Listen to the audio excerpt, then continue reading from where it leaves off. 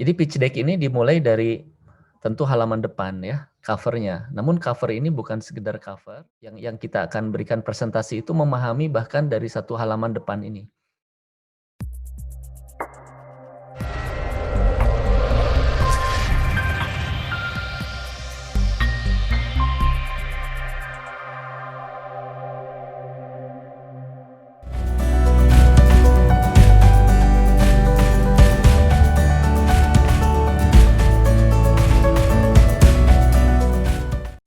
Jadi pitch deck ini dimulai dari tentu halaman depan ya, cover-nya. Namun cover ini bukan sekedar cover, ini harus mengandung informasi yang penting, yang sejak awal itu target audience ya, orang yang menjadi target yang kita akan berikan presentasi itu memahami bahkan dari satu halaman depan ini.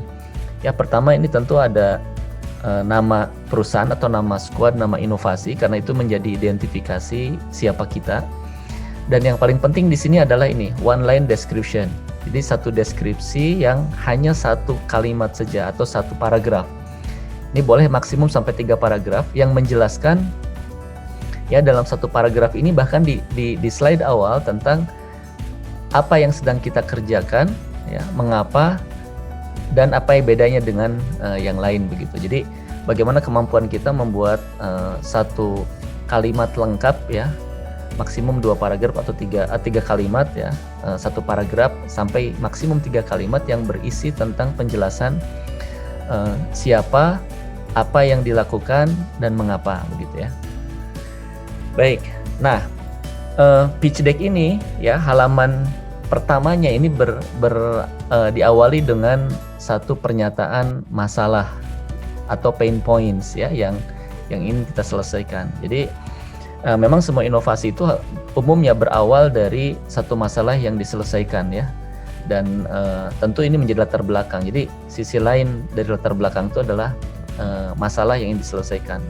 Makanya di sini harus ada 3 konten ya dari pernyataan masalah ini. Pertama, what are the pain points? Jadi apa masalah yang ingin diselesaikan oleh inovasi kita ini ya.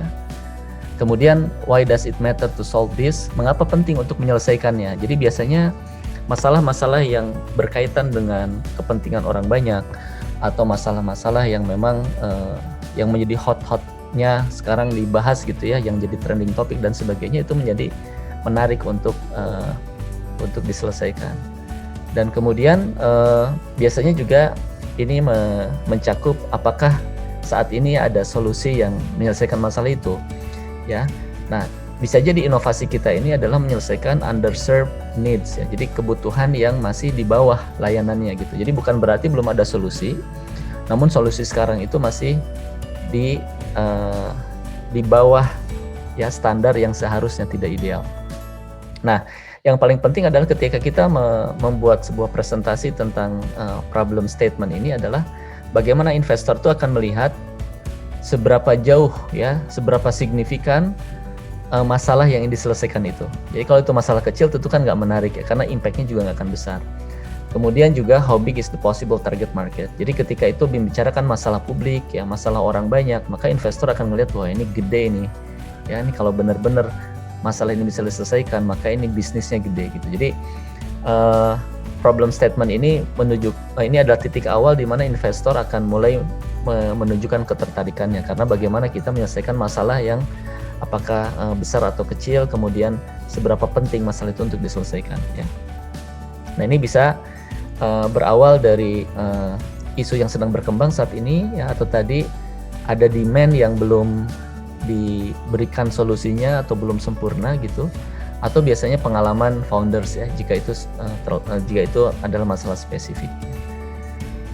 Nah, jadi seperti itu ya. Jadi problem statement ini penting di awal karena ini memberikan konteks awal sebelum kemudian target audience ya, audience yang sedang memperhatikan presentasi ini atau investor ini akan memberikan perhatian selanjutnya.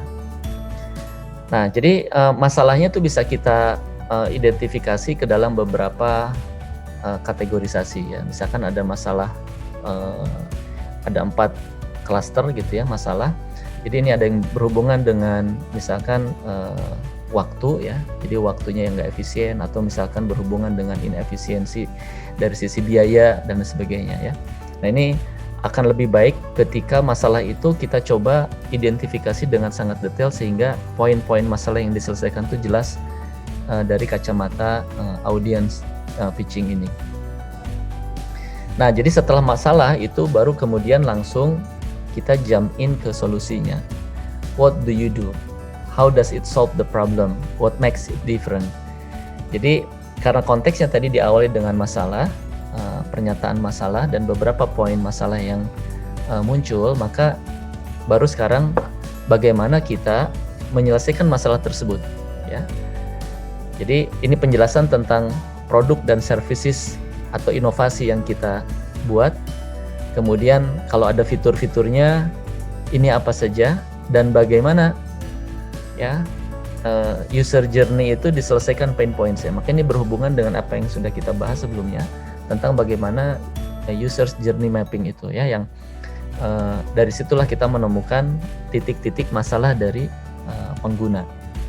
Nah dari perspektif investor yang akan mereka lihat adalah sejauh mana solusi yang kita buat itu nyambung ya, relevan dengan masalah yang tadi dijelaskan dalam slide berikutnya. Ya, karena di tahapan berikutnya nanti ada yang namanya product market fit ya, sebuah produk itu akan dianggap menyelesaikan masalah ketika fit ya, produknya fit dengan masalahnya gitu. Oke, jadi setelah dari problems langsung jump in ke solution dan bagaimana keterkaitan relevansi solusi yang dibuat itu relevan dengan masalah yang disebutkan di slide sebelumnya. Ya, nah ini bisa ditunjukkan beberapa demo atau fitur dari produk atau services yang kita buat.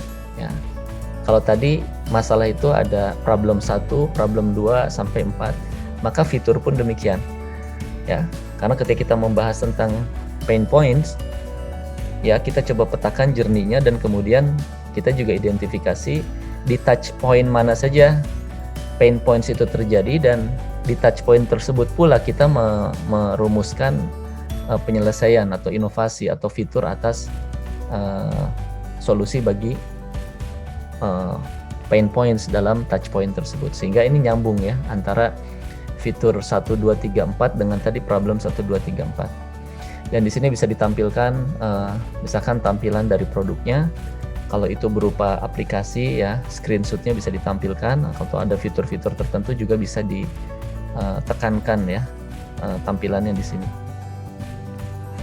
Nah, yang berikutnya adalah setelah problems kemudian solusi, tentu ini bicara tentang impact ya. Karena impact ini nanti berhubungan dengan potensi ya. Kalau seandainya ini memiliki potensi bisnis, maka impact itu juga berhubungan dengan nanti demand yang akan diciptakan oleh solusi ini ya. Nah, biasanya poin pertama dari impact ini berhubungan dengan customer ya, orang yang berpotensi yang akan menjadi langganan atau pengguna atau konsumen dari produk inovasi yang kita miliki. Nah, ini biasanya akan di slide ini kita menjelaskan tentang profile dari target customer-nya ya. Ini bisa jadi ada beberapa target customer ya. Pertama ini disebutnya itu persona ya. Jadi ini profiling, bisa jadi profilingnya berupa profile demografi ya. Jadi yang berhubungan dengan data atau profil kependudukan, misalkan jenis kelamin atau usia atau area yang akan digarap gitu ya.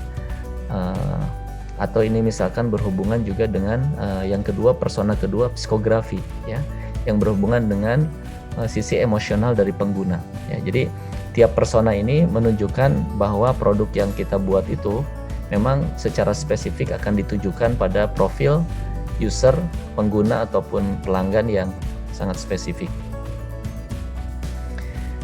Nah, berikutnya di level pasar ya, ini adalah tentu lebih luas. Kalau tadi di slide berikutnya persona atau customer itu di level individu. Nah, tapi ini adalah di level kategori di mana inovasi kita ada. dan ini berhubungan dengan namanya tadi market sizing ya. Jadi berapa ukuran pasar yang akan digarap oleh produk ini gitu ya. Ketika dia sebuah layanan jasa, pas awal ya, misalkan dia memberikan layanan jasa yang berhubungan dengan contoh ya, di aplikasi Gojek atau Grab itu layanan pengantaran gitu ya, antar jemput. Nah, namun di personanya kan itu di level pelanggannya, konsumennya ya, itu bisa jadi pelanggan untuk ojek itu, untuk yang sifatnya nganter-nganter itu adalah mereka yang membutuhkan kecepatan ya dalam ketika misalkan mereka pergi dari satu tempat ke tempat lain, mereka butuh cepat. Yang kedua juga mereka tidak memiliki kendaraan pribadi misalkan. Jadi secara profiling itu bisa ditentukan profil demografinya, social economic class-nya ya. Biasanya ada kelas A, B, C, D, E ya, itu berdasarkan selang pengeluaran. Nah itu pengguna ojek ya pas awal itu tentu memiliki persona yang spesifik ya. Misalkan mereka di kelas BC yang penghasilannya misalkan di bawah 6 juta atau pengeluaran di bawah 6 juta per bulan misalkan, dan seterusnya ya. Nah tapi dalam konteks yang lebih luas market sizing, ketika fitur itu dikembangkan lebih luas dengan customer segmen yang juga lebih luas, maka memang market size-nya menjadi terdefinisi ya. Contoh dalam konteks Gojek itu tidak lagi bicara tentang ukuran pasar untuk rental kendaraan ya, tapi itu sudah bicara tentang industri pangan bahkan, karena mereka memiliki fitur GoFood misalkan, atau bahkan market size dari industri keuangan karena mereka memiliki fitur GoPay dan seterusnya ya. Jadi memang market size ini berhubungan dengan fitur yang dikembangkan ya. Jadi setiap aplikasi itu atau setiap inovasi memang akan berkembang dari waktu ke waktu, tapi ketika kita menjelaskan market sizing ini tentu ini berhubungan dengan fitur yang kita presentasikan pada saat deck ini disampaikan gitu ya. Walaupun nanti akan bicara tentang potensi ke depan seperti apa. Nah, ada beberapa istilah yang berhubungan dengan market sizing ini ya. Yang pertama adalah ada namanya TAM ya, Total Addressable Market atau Total Available Market. Jadi ini adalah himpunan yang paling besar ya. Jadi yang berhubungan dengan kategori yang sangat luas. Contoh misalkan ketika produknya ini adalah inovasi kuliner, maka total available market adalah industri pangan gitu ya. Walaupun kita misalkan inovasinya yang sifatnya ini berupa aplikasi edukasi makanan sehat misalkan, tapi kita bisa sebutkan total addressable marketnya, total available marketnya ini adalah total pangan ya, total industri pangan, karena di tahapan tertentu ketika dia berkembang dia bisa melingkupi total pasar sebagaimana total kategorinya ya. Nah, yang lebih spesifik dari itu adalah serve available market. Jadi yang kedua ini adalah lebih spesifik pasar yang bisa yang terlayani gitu ya. Jadi kalau misalkan tadi bicara industri pangan seluruh Indonesia, karena produknya ini adalah misalkan produk untuk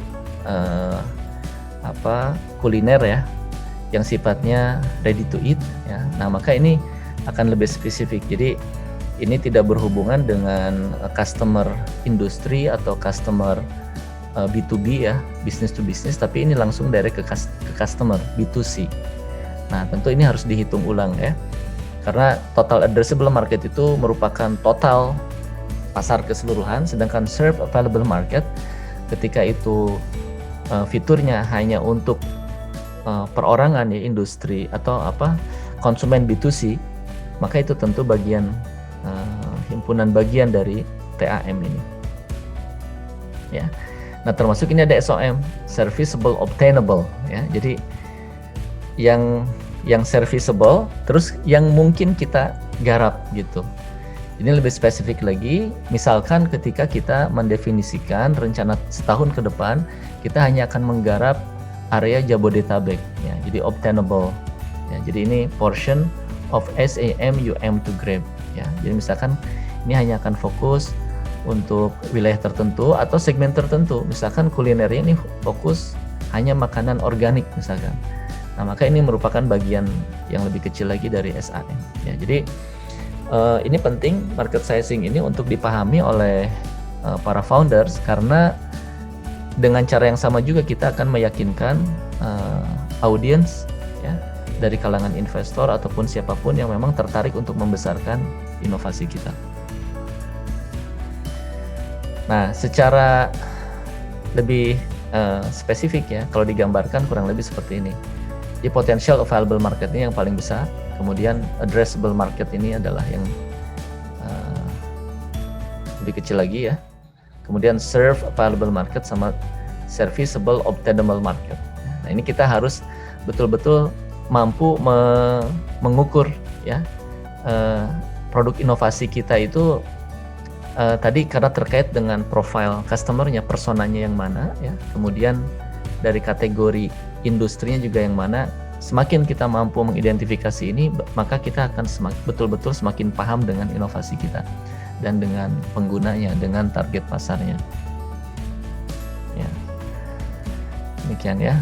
Nah, berikutnya setelah berbicara potensi pasar, tentu calon investor itu juga akan men-challenge sejauh mana inovasi kita ini berbeda dengan apa yang sudah ada di pasar. Adakah pemain lain yang sudah juga memberikan solusi sejenis gitu ya. Nah, jadi ini penting bagi kita untuk memetakan sejauh mana produk inovasi kita beda sama yang lain. Karena kalau sama saja orang pasti akan berpikir kenapa harus memilih yang ini, kan yang ada juga, yang lain juga sudah ada dan sama gitu. Bahkan yang lain sudah lebih dahulu. Nah, karena itu contoh di antara untuk menunjukkan perbedaan inovasi kita relatif terhadap yang lain itu adalah dengan membuat perceptual mapping, ya, mapping yang membedakan posisi ya secara persepsi dari customer, posisi kita relatif terhadap posisi pemain yang lain. Ya, misalkan kita bagi ke dalam dua kategori ya untuk menunjukkan positioning dari produk. Ada yang berdasarkan kualitas ini sumbu Y dan berdasarkan target pasarnya. Ada yang mass market ya, ini untuk pasar yang sangat luas. Ada yang customized, yang spesifik gitu. Jadi misalkan ada 3 pemain yang sudah ada di dalam industri, kita petakan kompetitor 1, 2, dan 3. Nah, company kita dengan inovasinya itu ada di mana? Nah, itu untuk mempermudah audiens atau investor mengetahui apa diferensiasi atau perbedaan perusahaan kita, produk kita, inovasi kita relatif terhadap apa yang sudah ada di pasar. Nah, bisa juga diungkapkan ke dalam bentuk tabel semacam ini ya.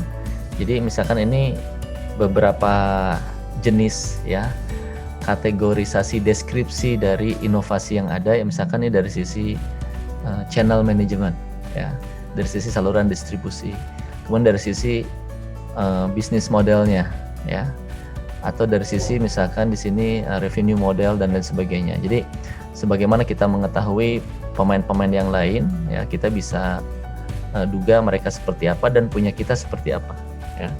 Jadi tentu investor akan melihat jika produk kita ini memiliki keunikan atau memiliki fitur yang lebih baik daripada yang lain. Ya, makanya dengan checklist ini menunjukkan relatif posisi produk kita dibandingkan dengan pemain lain. Nah, berikutnya adalah bisnis model. Ya, bisnis model ini sebetulnya dari perspektif investor, ya, calon yang berpotensi untuk memberikan dananya kepada inovasi kita itu adalah sebetulnya revenue model. Ya, karena yang menjadi perhatian para investor itu adalah bagaimana inovasi ini mampu menciptakan value, ya, menciptakan nilai tambah uh, bagi investasi mereka, gitu ya. Nah, yang paling penting itu adalah namanya revenue stream. Jadi saluran ketika pendapatan itu didapatkan dari mana saja, ya, dari produk seperti apa atau dari layanan seperti apa. Sehingga mereka akan memahami bagaimana kalau seandainya jasa atau fitur produk itu bisa di scale up, ya. Ketika direplikasi maka akan menghasilkan pendapatan yang lebih besar. Ya. Contoh misalkan revenue model itu bisa jadi subscription fee, ini berdasarkan langganan, ya, biaya langganan, atau dari margin ketika itu modelnya e-commerce atau misalkan perdagangan, atau transaction fee, ya, kalau seandainya itu berupa jasa, atau bisa juga dari sisi calon pelanggannya, ya. Tadi wholesale B2B ini ketika jualannya banyak langsung ke customer yang bisnis, atau yang retail, ya, eceran ketika target customernya adalah konsumen akhir. Ya, secara spesifik bisa jadi seperti ini, ya. Contohnya misalkan kami akan mendapatkan penghasilan dari produk atau jasa ini lewat biaya langganan atau apa, ya, dan sebagainya, ini bisa dijelaskan. Nah, berikutnya adalah traction, ya. Jadi ini menunjukkan sejauh mana ketika produk ini sampai hari ini dipresentasikan sejak dia didirikan, bagaimana perkembangan pertumbuhannya, ya. Jadi traction ini memang istilah spesifik dalam produk teknologi. Ini adalah bahasa lain dari growth, ya, growth atau pertumbuhan. Kenapa disebut sebagai traction? Traction ini sebetulnya adalah speed growth atau exponential growth, gitu ya, pertumbuhan yang sangat cepat atau eksponensial, makanya disebut traction. Dan yang kita tampilkan adalah apa yang sudah kita capai. Misalkan berapa jumlah customer sejak dia diluncurkan sampai hari ini, ya. Misalkan kita presentasi di bulan ke-6 atau di tahun pertama, maka ini penting untuk ditunjukkan dalam waktu yang relatif singkat kita mampu, ya, merekrut atau mengakuisisi users yang sangat banyak. Termasuk juga ini implikasinya, ya, nanti ke pendapatan, ya, ke scope-nya, ya, cakupan wilayah dan sebagainya. Karena inovasi yang bagus, yang punya diferensiasi yang beda itu adalah memang dia yang memberikan impact besar, dan itu biasanya ditunjukkan dengan pertumbuhan yang sangat cepat, pendapatan yang besar, atau perluasan jangkauan area yang lebih luas dengan waktu yang relatif singkat. Nah, traction ini, ya, atau milestone ini, tahapan-tahapan yang sudah dicapai ini akan meyakinkan audiens atau investor bahwa apa yang sudah kita lakukan itu ada buktinya, terbukti memberikan impact, terbukti menghasilkan pertumbuhan yang luar biasa, yang bukan merupakan produk biasa-biasa saja. Sebetulnya dari sana nanti audiens atau investor akan melihat, ya, ini adalah bentuk validasi dari apa yang kita jelaskan sebelumnya, ya, bahwa solusi ini akan memberikan penyelesaian atas masalah-masalah dari konsumen dengan market size yang besar di slide sebelumnya, ya. Dan ini ditampilkan beberapa indikator kunci dari pertumbuhan, dari traction, ya. Misalkan dari sisi penjualan sudah berapa rupiah yang dihasilkan, kemudian dari sisi pengguna, ya, sudah berapa banyak yang sudah mendaftar, yang sudah melihat, yang sudah berinteraksi dan sebagainya. Termasuk ini retention rate adalah ini user yang kembali lagi, ya, yang melakukan repeat, ya, apakah repeat order atau dia kembali lagi untuk akses atau dia balik lagi untuk berlangganan dan seterusnya, ya. Baik. Nah, contoh lain adalah untuk menjelaskan kepada audiens tentang perjalanan inovasi kita. Ini bisa berupa milestone atau timeline, ya.